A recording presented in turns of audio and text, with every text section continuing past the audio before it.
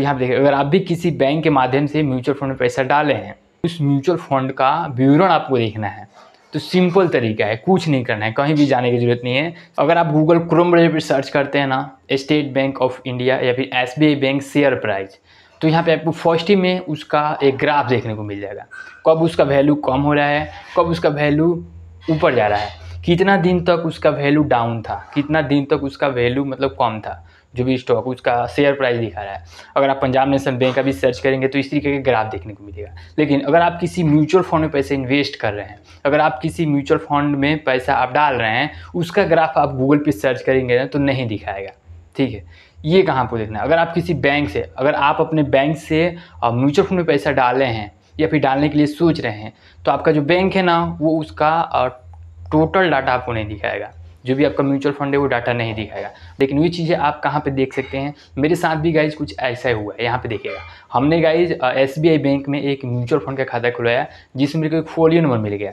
आप zero balance भी एक फोलियो नंबर दे सकते हैं। ठीक है, तो हमने गाइज अपने बैंक से एक म्यूचुअल फंड में पैसा इन्वेस्ट किया 500 रुपया, उसका मेरे को एक फोलियो नंबर मिल गया। हमने क्या किया गाइज, उस बैंक का ऑफिशियल ऐप, जो भी उसका हर एक बैंक का एक ऑफिशियल ऐप होता है, जैसे कि SBI बैंक का एक ऑफिशियल ऐप है YONO SBI, उस YONO SBI के अंदर जाके देखा तो केवल फोलियो नंबर दिखा रहा था, उसका करेंट वैल्यू दिखा रहा था, ना ही उसमें कोई ग्राफ था, कुछ नहीं था, केवल उसका एक फोलियो नंबर था और करेंट वैल्यू और एक रिडीम करने का ऑप्शन दे रहा था, और यहाँ पे इन्वेस्ट मोर का ऑप्शन दे रहा था और SIP का ऑप्शन दे रहा था, और कुछ नहीं दे रहा था। ठीक है, हमने क्या किया, मेरे को उसको देखना था ग्राफ। जिस तरीके से मैं SBI bank share price search कर रहा हूँ, मेरे को एक ग्राफ देखने को मिल जा रहा है, कब उसका जो प्राइस है वो डाउन है, कितना दिन तक उसका डाउन है, सारा चीज़ें मेरे को गूगल पे ही देखने को मिल जा रहा है। लेकिन मैं इस म्यूचुअल फंड को मैं यहाँ पे सर्च करता हूँ ना गूगल क्रोम ब्राउज़र में, तो ये चीज़ें नहीं दिखाया जा रहा है।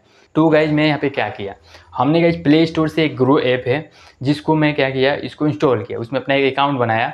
अकाउंट बनाने के बाद यहाँ पे एक 2 नंबर पे एक ऑप्शन है, फर्स्ट नंबर पे है स्टॉक, दूसरा नंबर पे है म्यूचुअल फंड, तीसरा नंबर पे है पे। मैंने म्यूचुअल फंड पे क्लिक किया, बीच वाला पे म्यूचुअल फंड पे क्लिक किया, और यहाँ पे ऊपर मेरे को 3 ऑप्शन आ गया, एक एक्सप्लोर का था और दूसरा यहाँ पे डैशबोर्ड था, तीसरा कुछ और था। तो हमने डैशबोर्ड पे गया, नीचे मेरे को ऑप्शन दिखाया गया कि रिफ्रेश एक्सटर्नल फंड, ये ऑप्शन गाइज हमने क्लिक किया। यहाँ पे जैसे ही क्लिक किया एक OTP जनरेट हुआ, OTP हमने डाला और यहाँ पे बोल रहा था कि 3-4 घंटे में जितने भी आपका म्यूचुअल फंड है ना, इस डैशबोर्ड में आपको देखने को मिल जाएगा। सेम वैसे हुआ गाइस, हमने SBI बैंक से एक म्यूचुअल फंड में पैसा लगाया था और इस ग्रुप में यहाँ पे शो कर दिया। अगर आपको भी देखना है ना अपने म्यूचुअल फंड का ग्राफ, या फिर कौन कौन सा स्टॉक में पैसा लगाया गया है, कौन फंड मैनेजर कितने हैं, उसका क्या नाम है, क्या क्या किए हैं, आपको डीप में जानना है ना, तो आप ग्रो ऐप में जाइएगा, तभी आपको ये देखने को मिलेगा। अगर आप अपने बैंक में म्यूचुअल फंड में पैसा लगाए हैं और उस म्यूचुअल फंड का विवरण आपको देखना है, तो सिंपल तरीका है, कुछ नहीं करना है, कहीं भी जाने की जरूरत नहीं है। सिंपली प्ले स्टोर पे जाना है और वहाँ पे आपको सर्च करना है ग्रो ऐप।